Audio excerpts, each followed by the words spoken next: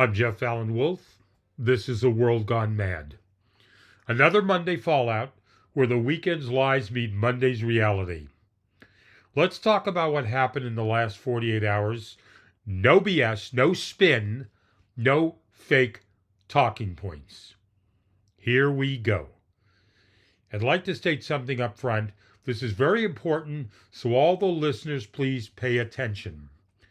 I'm not minimizing these tragic events that happened in the last 48 hours. Two extremely significant and devastating shooting incidents occurred on separate continents. A mass shooting at Brown University in the United States, and a terrorist attack during a Hanukkah celebration at Bondi Beach in Australia.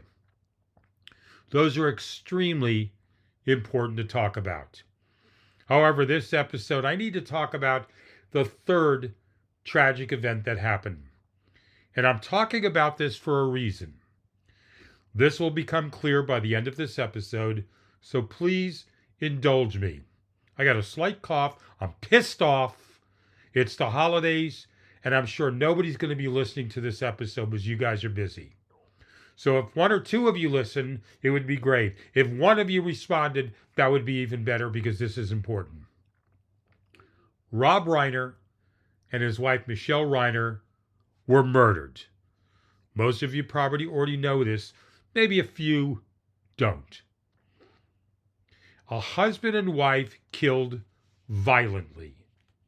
There's no way to soften that. There's no way to dress it up. Two people are dead. A home became a crime scene. A family was shattered in the most brutal way possible. This is the kind of event that should stop a country in its tracks. Not because of celebrity, not because of politics, but because of the sheer human devastation of it.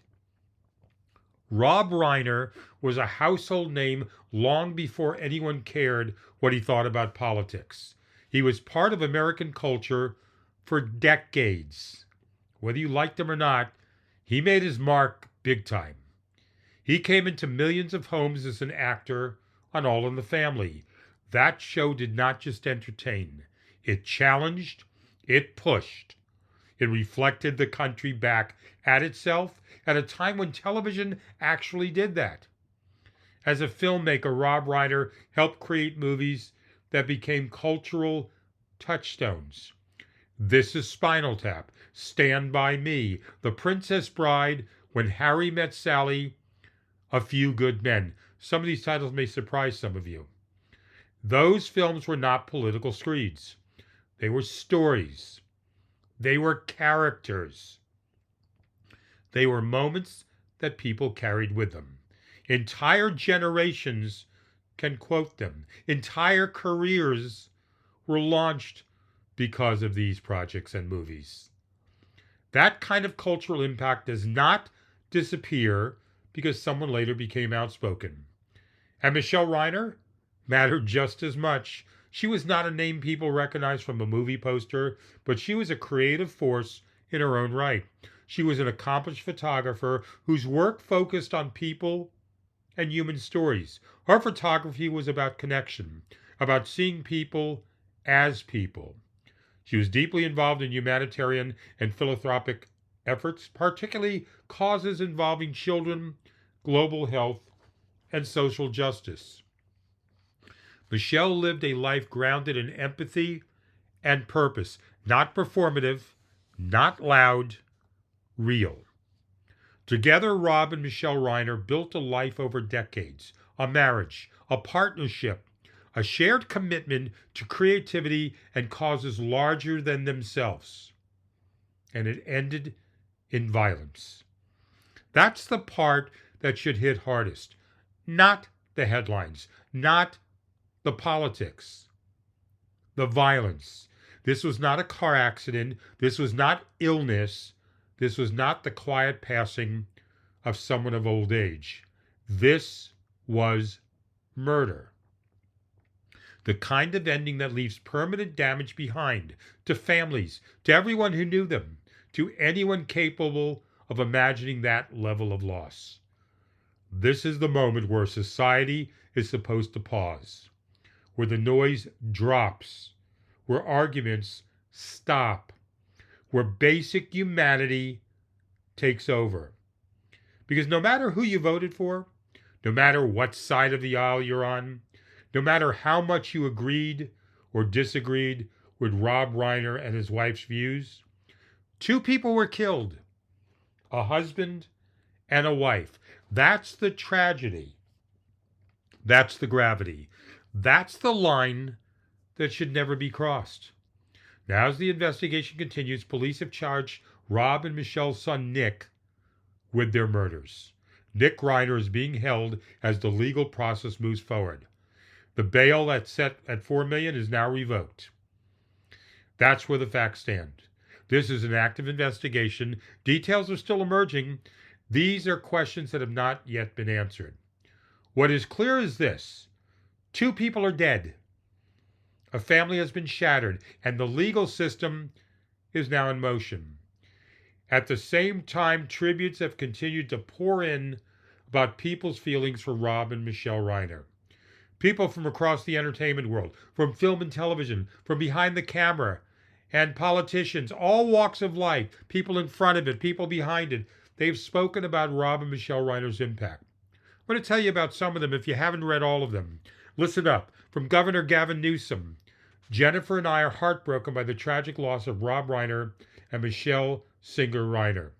Former President Barack Obama: Michelle and I are heartbroken by the tragic passing of Rob Reiner and his beloved wife, Michelle. Rob's achievements in film and television gave us some of our most cherished stories on screen. Beneath all of these stories was a deep belief in the goodness of people and a lifelong commitment to putting that belief into action. Los Angeles Mayor Karen Bass wrote, "This is a devastating loss for our city and our country." Stephen King, noted writer: "I'm horrified and saddened by the death of Rob Reiner and Michelle. Wonderful friend, political ally, brilliant filmmaker. Rest in peace, Rob. You always stood by me." Kathy Bates, actress: "I'm horrified hearing this terrible news. Absolutely devastated. I loved Rob. He was brilliant and kind. He changed the course of my life." Ron Howard, child actor, brilliant director. "Our careers and lives intersected often," he says. He was a superlative filmmaker, a supportive colleague, and a dedicated citizen. Rob will be missed on so many levels. Josh Gad: "He was one of the greatest directors of our time. He was a friend. Rob Reiner and his wife Michelle were two of the most kind and caring souls you could ever imagine." Jamie Lee Curtis and her husband Christopher Guest: "Christopher and I are numb and sad and shocked about the violent, tragic deaths of our dear friends Rob and Michelle Singer Reiner. And our only focus and care right now is for their children and immediate families, and we will offer all support possible to help them." And just a couple more. Will Wheaton: "I am heartbroken. That's all I have to say right now." Maria Shriver: "They were deeply devoted parents and kind, patriotic individuals who were committed to making the world a better place." The Norman Lear family statement: "Norman often referred to Rob as a son. Rob and Michelle spent every breath trying to make this country a better place." Joe and Jill Biden: "Jill and I send our deepest condolences to everyone whose lives were touched by Rob Reiner and Michelle Singer Reiner's extraordinary contributions. We will take solace in knowing their work will live on for generations to come." And Elijah Wood: "Horrified to hear of the passing of Rob Reiner and his wonderful wife Michelle. So much love to their kids and family."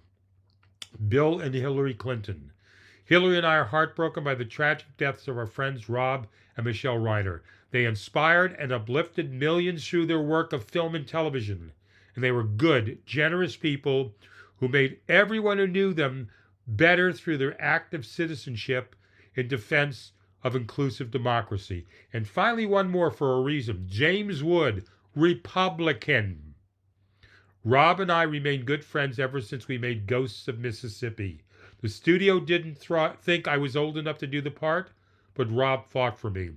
Political differences never stood in the way of our love and respect for each other. I'm devastated by this terrible event. The point that I'm making to my listeners here, Wolfpack listeners, is that even Republicans like James Wood showed class and decency in the wake of the tragic murder of Rob Reiner and his wife Michelle. And myself, me, Jeff, when Charlie Kirk was assassinated, I did a special episode about that. Hopefully some of you listeners made the time to listen to it. And I said I didn't agree with anything that Charlie Kirk said. I thought he was disgusting. I thought he was opposite of everything this country was about and opposite of what this country needed. Yet, I stated in that episode that assassination was not the answer. And I tried to show some respect and class towards the murder of Charlie Kirk. And with all that in mind, Wolfpack listeners, please listen to the following contrast. People from every corner of the country, artists, politicians, friends, even longtime critics on the other side of the aisle, they understood something basic. The Reiners were murdered. This was a family tragedy. This was a moment that demanded restraint. And then there was Donald Trump, the self-styled man of class, the face of this country, the man who never misses an opportunity to tell us how presidential he is. And I'm being fucking sarcastic here. Trump chose this moment to post an incendiary political message about the murder of Rob Reiner and his wife. And I'm reading it even though it disgusts me. You need to hear it. Trump writes, "A very sad thing happened last night in Hollywood. Rob Reiner, a tortured and struggling but once very talented movie director and comedy star, has passed away. Together with his wife Michelle, reportedly due to the anger he caused others through his massive, unyielding, and incurable affliction with a mind-crippling disease known as Trump derangement syndrome, sometimes referred to as TDS, the president wrote on Truth Social. He was known to have driven people crazy by his raging obsession of President Donald J. Trump." Donald added, "Reiner was completely deranged." Are you kidding me? I'm angry about what Trump posted. I'm furious at the sheer lack of class from Donald, at the smallness of Donald, at the insecurity from Donald Trump. How dare you, Donald, take a tragedy like this and use it to spit out garbage like that? How dare you look at a murdered husband and wife and turn it into a cheap insult? This is not leadership. This is not toughness. This is not strength. This is an angry, small-minded man who does not give a damn about anyone but himself. There's something deeply wrong with Donald Trump, who hears about a brutal killing and responds with hatred, venom, and poison. The anger pouring out of Donald Trump's mouth is grotesque. It's reckless. And it's dangerous. This is the President of the United States posting this garbage. And I'm fucking pissed off. Even some Republicans agreed with me. Republican Congressman Thomas Massie wrote on X, "Regardless how you felt about Rob Reiner, this is inappropriate and disrespectful discourse about a man who is just brutally murdered." He's referring to Trump. "I guess my elected GOP colleagues, the Vice President Vance and White House staff, will just ignore it because they're afraid? I challenge anyone to defend it." Massie doesn't pull punches, a Republican. Marjorie Taylor Greene also criticized Trump's comments, saying, "This is a family tragedy, and it should not be politicized or used for political attacks." Hey, at least there's some outrage. But where the hell is everyone else's outrage? 2 Republicans spoke up. 2. Where are the major name senators? Where are the party leaders? Where are the men and women in Congress who never shut up about decency, values, and respect for life? They interviewed some of these people today, and they avoided about Donald Trump's comments. They said, "We wish the family well," but they wouldn't commit to saying what Donald posted was wrong. Typical bullshit from these spineless Republicans. 2 people were murdered, and the President of the United States mocked it, politicized it, and turned it into a punchline. And most of Washington's Republicans just went silent. Not because they don't know it's disgusting, not because they didn't hear it or see it or read it, but because they're afraid. Afraid of Trump, afraid of his base, afraid of saying out loud what any normal human being knows instinctively, that this crossed a moral line no leader should ever cross. Silence is not neutrality. Silence is permission. Rob Reiner and Michelle Reiner were murdered, and we've got Donald the Dick spitting garbage out like this. Donald Trump, who is very close to short-circuiting himself with these asinine comments, just keeps sounding worse and worse. I'm embarrassed for our country. I'm embarrassed that Donald Trump is the president. I'm embarrassed and feel for any individual or country who were abused, used, or insulted by Donald the Delusional One. We deserve better as a nation. We deserve clear thinking and compassion from our leader as a nation. And Donald Trump is the worst example of what we can put up to represent America. Donald Trump's 15 minutes of fame has lasted longer than it should have. I hope and pray, whether it's through bad health, legality, or some other means, that Donald Trump will finally no longer be in the spotlight and have any power. Our country is bleeding to death, and we're this close to permanent blackout and complete destruction of our democracy, all because of a boy named Donald. Rest in peace, Rob and Michelle Reiner. You certainly deserved better than this. And our country definitely deserves better than Donald Trump's response to this tragedy. And that's your Monday Fallout. You know how to reach me. I've given you my email address, my toll-free number multiple times. It's up to you to use them if you'd like to comment about anything I've talked about in this episode, or just to give your opinion. Or if you'd like to say hello, that would be nice. And if you'd like to contribute with a small donation to my podcast before the holidays, I have a link below each description of every episode. And I've said multiple times, this is purely optional. But every little donation truly helps. This is A World Gone Mad. I'm Jeff Allen Wolf. I'll be back Wednesday. Until then, Wolfpack listeners, remain skeptical, keep focused, but most of all, stay hopeful.